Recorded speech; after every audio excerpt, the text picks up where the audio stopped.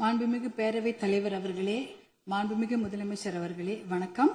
மாண்புமிகு எதிர்க்கட்சி தலைவர் அவர்களுக்கும், மாண்புமிகு அமைச்சர் பெருமக்களுக்கும், மாண்புமிகு கட்சி தலைவர் அவர்களுக்கும், மாண்புமிகு உறுப்பினர் அவர்களுக்கும் வணக்கத்தை தெரிவித்துக் கொள்கின்றேன். காவிரி நீர் நம்முடைய தமிழ்நாட்டின் உயிர் நாடி.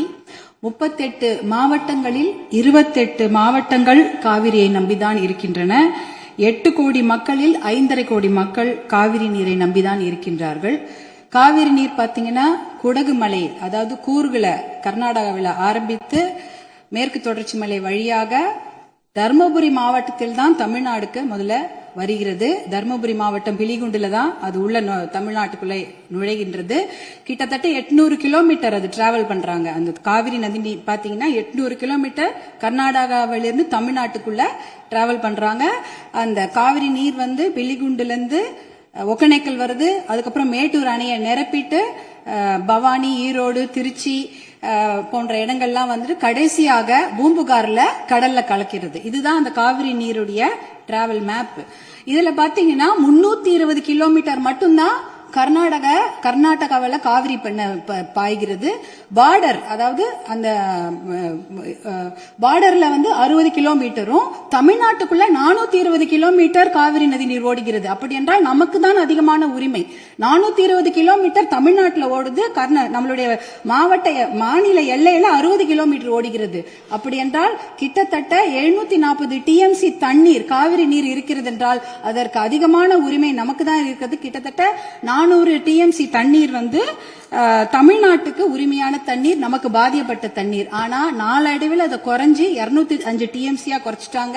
192 டிஎம்சி அதை குறைச்சிட்டு இன்றைக்கு 177 டிஎம்சி தண்ணீர் தான் தமிழ்நாட்டுக்கு என்ஷூர் பண்ணிருக்கிறாங்க. அதாவது அந்த காவிரி நடுவர் மன்ற தீர்ப்புல பாத்தீங்கன்னா Karnataka has to ensure to give Tamil Nadu 177.25 TMC தண்ணீர்னு அங்க வாக்கியங்கள் வருது.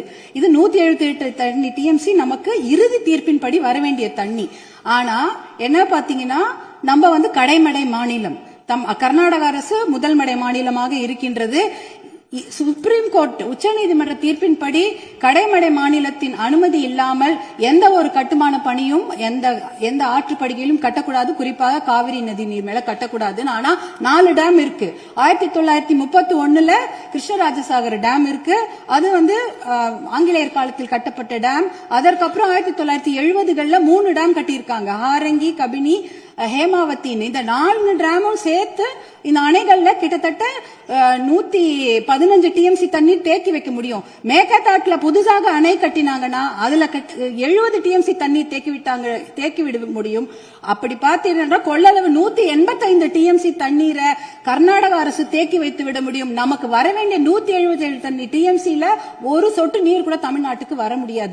அப்படி என்றால் டெல்டா மாவட்டம் பாலைவனமாகிவிடும். குடிநீருக்கு மிகப்பெரிய பிரச்சனை ஏற்பட்டுவிடும். ஏன்னா 5.5 கோடி மக்கள் அந்த காவிரி தண்ணியை தான் நம்பி இருக்கிறாங்க. இதனால மிகப்பெரிய பிரச்சனை ஏற்பட்டுவிடும். அதுல பாத்தீங்கன்னா இப்ப கர்நாடகாவுக்கு உரிய நீர் 284 டிஎம்சி தான். நமக்கு இருக்கிறது 404 டிஎம்சில இருந்து குறைஞ்சு 177 டிஎம்சி ஆக்கிட்டாங்க. அதனால இத நம்ம ஒரு மிகப்பெரிய பிரச்சனையாக எடுத்துக்கொள்ள வேண்டும். மாண்புமிகு முதலமைச்சர் அவர்கள் கொண்டு வந்த அந்த தீர்மானத்தை, காவிரி நீர் படுகையில எந்த ஒரு கட்டுமான பணியோ அணைக்கட்டோ கட்டக்கூடாது என்ற தீர்மானத்தை பாட்டாளி மக்கள் கட்சி முழுமனதாக வரவேற்கிறது. அதற்கு எங்களுடைய முழு ஆதரவை நாங்கள் தெரிவித்துக் கொள்கின்றோம். குறிப்பாக ஜூன் 12ஆம் தேதி மேட்டூர் அணை, அது 92 டிஎம்சி பிடிக்கக்கூடிய அணை. ஆனா அதுல இன்னைக்கு பாத்தீங்கன்னா 40 டிஎம்சி தண்ணி தான் இருக்கு. ஏன்னா அந்த தண்ணிய கூட இன்னைக்கு குறுவை சாகுபடிக்கு கொடுக்க முடியல. குறுவை சாகுபடி வடகிழக்கு, அதாவது சவுத் வெஸ்ட் மான்சூன், தென்மேற்கு மான்சூனை நம்பிதான் இருக்கிறது. ஆனா இந்த குறுவை சாகுபடிக்கு விடக்கூடிய தண்ணி இல்லாததுனால 40 டிஎம்சி தண்ணிய இன்னைக்கு ஜூன் 20 இன்னி வரைக்கும் கூட மேட்டூர் டேம் திறக்கல. இப்ப மேட்டூர் டேம்ல இருக்க அந்த 40 டிஎம்சி தண்ணி குடி தண்ணீருக்காக நம்ம சேர்த்து வச்சிருக்கிறோம். அடுத்த வருஷம் அந்த மேகதாட்டு அணையை கட்டிவிட்டார்கள் என்றால் அதற்கப்புறம் அந்த குடித்தண்ணீர் கூட நம்ம மிகப்பெரிய பற்றாக்குறை ஏற்பட்டுவிடும். இதையெல்லாம் கருத்தில் கொண்டு நாம மேகதாட்டு அணையோ எந்த ஒரு கட்டுமான பணியோ கர்நாடக அரசு கட்டாமல் பார்த்து கொள்ள வேண்டும். உச்சநீதிமன்ற தீர்ப்பு தமிழகத்துக்கு சாதகமாக இருக்கிறது. காவிரி நடுவர் மன்ற தீர்ப்புகளும் நமக்கு சாதகமாக இருக்கிறது. இதை நாம் முனைப்புடன் இருந்து தொடர்ந்து செயல்பட்டு இந்த மேகதாடு அணை கட்டுவதை தவிர்க்க வேண்டும். அதற்காக மாண்புமிகு முதலமைச்சர் கொண்டு வந்த இந்த தீர்மானத்தை பாட்டாளி மக்கள் கட்சி முழு மனதாக வரவேற்று ஆதரவளிக்கிறது. வாய்ப்பு கொடுத்ததற்கு நன்றியை தெரிவித்துக் கொள்கின்றேன். நன்றி, வணக்கம்.